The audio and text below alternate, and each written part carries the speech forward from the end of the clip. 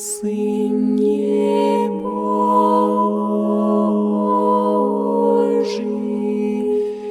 помилуй мя грешного,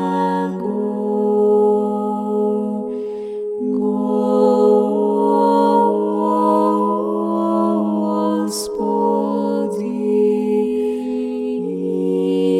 Иисусе Христе, Сыне Божий,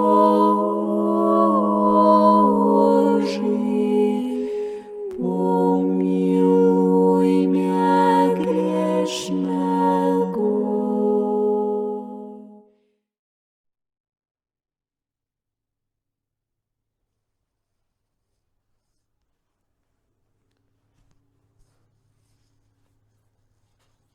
As Moradas do Castelo Interior, por Santa Teresa d'Ávila. Tradução de Antônio Fernando Borges. 7ª impressão. Realizações Editora. Canal Le Conde.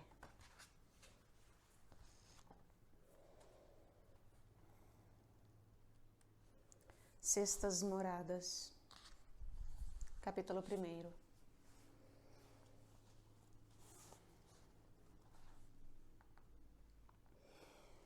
Pois passemos, com o favor do Espírito Santo, a falar sobre as sextas moradas, onde a alma já está ferida pelo amor do esposo e procura mais lugares onde estar só e se afastar o mais que consiga, de acordo com o seu estado, daquilo que lhe possa perturbar esta solidão. Aquela visão está tão esculpida na alma que todo o seu desejo é tornar a desfrutar dela. Já disse que nesta oração não se vê nada que possa ser chamado de ver, nem mesmo com a imaginação. Chamo de visão por conta da comparação que fiz. A alma fica bem determinada a não tomar outro esposo, mas o esposo não atende a seus grandes desejos que se cumpram já as núpcias. Quer que ela deseje isto ainda mais e que isto lhe custe algo, por mais que seja o maior de todos os bens. E, embora tudo seja pouco em vista de tão imenso ganho, posso lhes assegurar, filhas, que é necessário dar mostras e sinais de que aguentareis as provações que vos aguardam.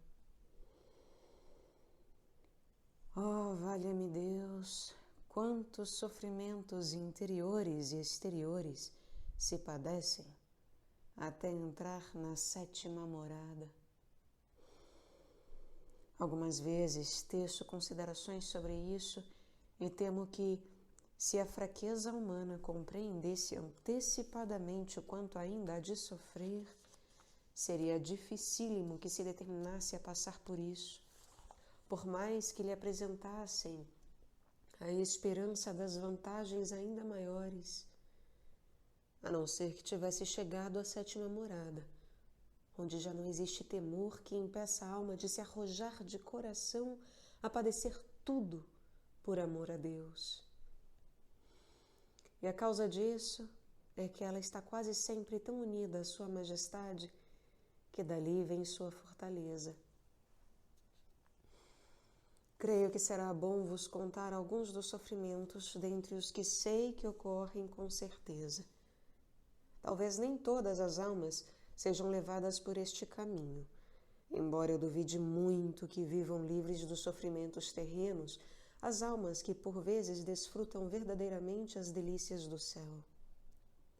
Ainda que eu tencionasse tratar disso, pensei que, para algumas almas que se vejam em tais tormentos, será um grande consolo saber o que se passa com aquelas a quem Deus concede semelhantes graças, porque em tais ocasiões parece que tudo está verdadeiramente perdido. Não contarei na ordem que acontecem, mas à medida que me vem à memória. E quero começar pelos menores, que é uma algazarra de vozes das pessoas com quem se convive e até das desconhecidas. e que não era de se imaginar que em suas vidas se lembrassem de nós. E dizem, quer se fazer de santa. Chega a extremos para enganar o mundo e tornar os outros piores. Há cristãos melhores que vivem sem tais cerimônias. E convém notar que o acusado não faz nada demais, a não ser procurar guardar bem sua condição. Aqueles que considerava seus amigos se afastam dele, e são os que mais o ferem e criticam com suas palavras, e os que mais se fazem ouvir que aquela alma está perdida e notavelmente enganada. São coisas do demônio. Vai acontecer com ela como a essa e aquela pessoa que se perderam, e com isso a virtude perderá seu crédito. Ela engana seus confessores. E vão a tais confessores para lhes dizer e dar exemplos do que aconteceu a alguns que se perderam de forma semelhante. E há mil maneiras de zombarias e dizeres como estes. Sei de uma pessoa que teve muito medo de não encontrar quem a quisesse ouvir em confissão. A tal ponto as coisas tinham chegado. E, como são tantas essas coisas, não tenho por que deter-me neste ponto. E o pior é que não acontecem de forma rápida, mas duram toda a vida. E vivem avisando-se uns aos outros de se guardarem de lidar com semelhante tipo de pessoas. Podeis dizer que também existe quem fale bem. Ó filhas, como são poucos os que acreditam neste falar, em comparação com os muitos que abominam. Quanto mais que este suplício é ainda maior do que os provocados pelas zombarias. Porque, como a alma vê claro que, se tem algum bem, ele lhe foi concedido por Deus e de maneira nenhuma lhe pertence, porque pouco antes se viu miserável e metida em grandes pecados, sente um tormento intolerável ao se ver louvada, pelo menos no princípio, porque depois, nem tanto, e por algumas razões. A primeira é porque a experiência faz com que veja claro que tão depressa se diz o bem quanto o mal, e assim não dá mais importância a um do que ao outro. A segunda é porque o Senhor lhe concedeu mais luz para ver que nenhuma coisa boa lhe pertence, mas é dada por sua majestade e, como se visse em terceira pessoa, esquecida de que tem algo a ver com isso, põe-se a louvar a Deus. A terceira é que, se viu algumas avançarem em virtude das graças que Deus lhe concede, pensa que Sua Majestade utilizou este meio para que a tivessem por boa, mesmo não o sendo, para fazer bem a outras pessoas. A quarta é porque, prezando mais a honra e a glória de Deus do que sua, vence uma tentação que atinge os principiantes, de que esses louvores poderão destruí-la, como já viu acontecer a certas pessoas, e pouco se lhe dá ser desonrada, em troca de que Deus seja louvado pelo menos uma vez por sua causa, e depois venha o que vier. Estas e outras razões aplacam o enorme pesar que tais louvores lhes produzem, embora quase sempre ainda se sinta algum, a não ser quando não se liga nem muito nem pouco para eles. Mas, incomparavelmente, o maior sofrimento é quando se vê elogiada em público, sem que seja por bons motivos, fora os não mencionados. E quando a alma chega a já não fazer caso dos louvores, muito menos o faz das críticas. Antes se alegra, e elas lhe soam como música suave. Isso é uma grande verdade e mais fortalece do que acovarda a alma, porque a experiência já lhe ensinou o grande ganho que este caminho oferece. E parece que os que fazem isto não ofendem a Deus, pois que Sua Majestade permite que aconteça para a enriquecer. E, como sente isso claramente, toma-se de um amor particular e muito terno por eles, por lhe parecer que aqueles são mais amigos e lhe fazem ganhar mais do que os que falam bem dela. O Senhor também costuma enviar doenças gravíssimas. Este é um sofrimento muito maior, em especial quando traz dores agudas, que parecem ser o maior sofrimento exterior que há na terra. Se as dores são violentas, pois decompõem o interior e o exterior, oprimindo de tal forma a alma que ela não sabe o que fazer de si, e de muito bom grado preferiria qualquer martírio rápido a estas dores.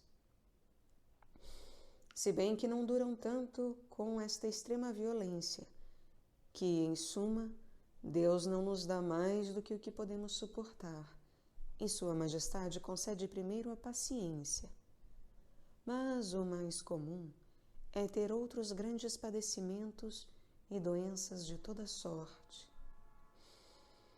Conheço uma pessoa que, desde que o Senhor começou a lhe conceder esta graça mencionada, há 40 anos, não pode dizer com franqueza que tenha passado um dia sem sentir dores ou outras formas de sofrimento, quer dizer, por falta de saúde corporal, sem falar de outras grandes aflições. É verdade que havia sido muito ruim, e para quem merecia ir para o inferno, tudo lhe parece pouco. Outras almas, que não tenham ofendido tanto Nosso Senhor, Ele as levará por outro caminho. Mas eu sempre escolheria o do sofrimento, ao menos para imitar Nosso Senhor Jesus Cristo, ainda que não houvesse outro ganho em especial, que sempre existem muitos. Mas se formos falar dos sofrimentos interiores, estes outros pareceriam pequenos, caso eu conseguisse falar daqueles. Mas é impossível dar a entender a forma como acontecem. Comecemos pelo tormento de encontrar um confessor tão insensato e pouco experiente que não considera nada seguro. Tem medo de tudo. E a tudo põe em dúvida quando se depara com coisas extraordinárias, em especial se na alma que as apresenta vislumbra alguma imperfeição, imaginando que devam ser anjos aquelas que recebem tais graças, o que é impossível enquanto se vive neste corpo. Depois, condena tudo, ou atribui ao demônio ou à melancolia, e o mundo está tão repleto dela que não me espanto. São tantos os casos e o demônio faz tantos males por este caminho que os confessores têm muitíssimo motivo para temer e examinar tudo muito bem. Mas a pobre alma que vive com os mesmos temores e vai a um confessor como quem vai a um juiz e é condenada por ele, não pode deixar de sentir uma grande perturbação e angústia, que só quem já passou por isso poderá compreender como o sofrimento é grande. Porque esta é outra das grandes provações que estas almas padecem, em especial as que foram ruins. Pensar que, por seus pecados, Deus há de permitir que elas sejam enganadas. E, quando Sua Majestade lhes concede a graça, sentem-se seguras e não podem acreditar que venham de outro espírito que não seja o de Deus.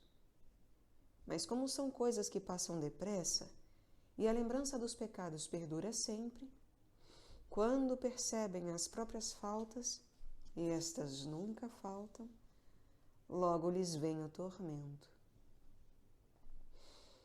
Quando o confessor as tranquiliza, aplaca-se por algum tempo, embora depois voltem a se inquietar. Mas quando ele contribui para aumentar o temor, é uma coisa quase insuportável. Em especial quando junto com eles vêm certas securas que dão a sensação de que jamais se tenha lembrado de Deus, nem há de se lembrar. E então, quando ouve falar de Sua Majestade, é como se fosse de uma pessoa de quem ouviu falar por alto. Tudo isso ainda é nada quando não lhe vem à cabeça que não sabe informar direito aos confessores e os mantém enganados. E por mais que reflita que não há sequer um primeiro movimento que ela não lhes conte, isso de nada adianta, pois que a inteligência está tão obscurecida que não é capaz de ver a verdade e apenas acreditar no que lhe sugere a imaginação, que então se torna senhora, e acreditar nas fantasias e insinuações do demônio, a quem nosso Senhor parece ter dado permissão para que a ponha à prova e até para a convencer de que está reprovada por Deus. Porque são muitas as coisas que ela tem de combater, com uma angústia interior, de maneira tão sensível e intolerável, que eu nem sei a que se possa comparar, a não ser aos sofrimentos que se padecem no inferno, porque nenhum consolo é possível durante esta tempestade. E, se buscam alívio com o confessor, parece que os demônios recorrem a ele para atormentá-la ainda mais.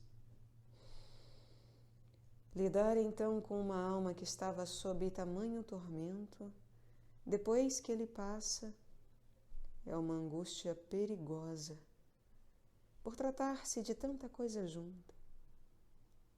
E assim um confessor lhe dizia que o avisasse quando estivesse em padecimento, mas era sempre tão pior que ele veio afinal a compreender que aquilo já não estava a seu alcance.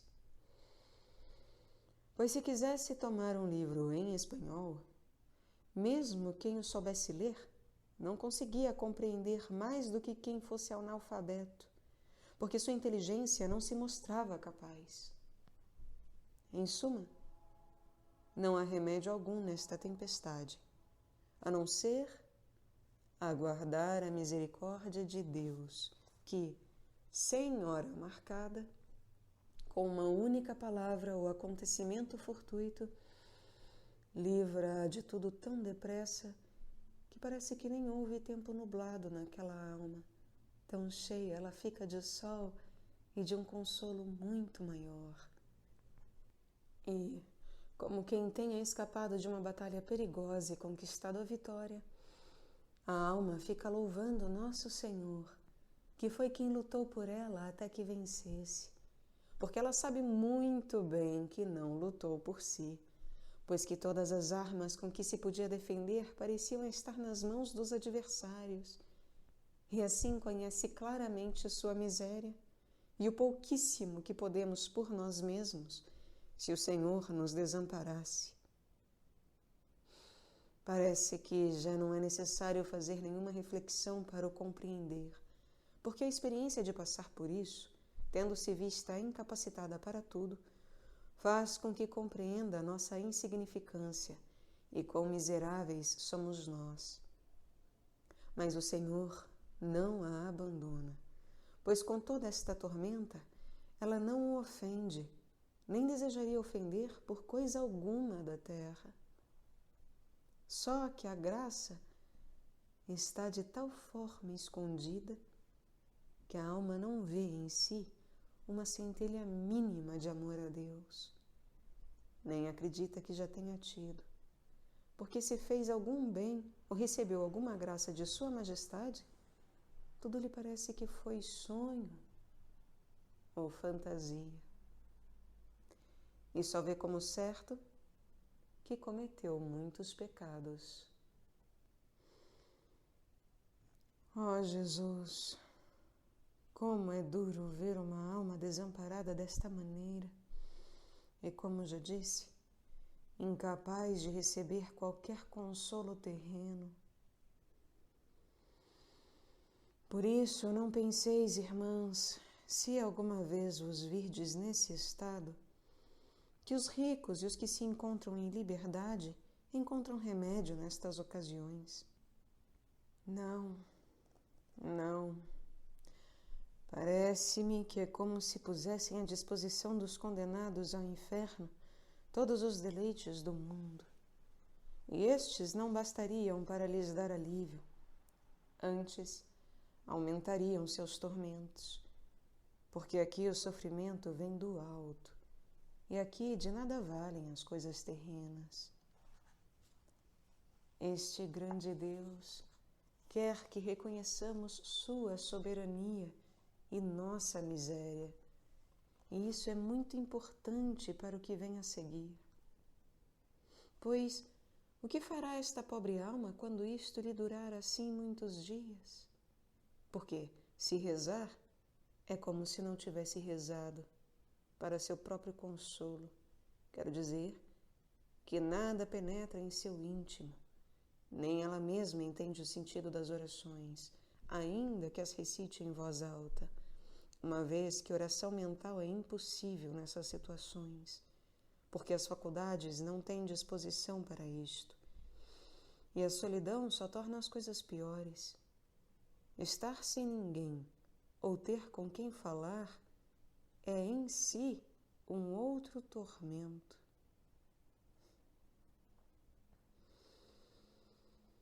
E assim, por maiores que sejam os esforços, anda com um jeito desabrido e uma aparência ruim que dá muito a perceber. Será verdade que ela consiga dizer o que sente? É algo indizível, porque são angústias e pesares espirituais a que não se sabe dar nome. O melhor remédio, não digo para acabar com isso, pois não creio, mas para que consiga suportar, é praticar obras de caridade e obras exteriores e confiar na misericórdia de Deus, que nunca falta aos que nele confiam. Seja para sempre bendito. Amém.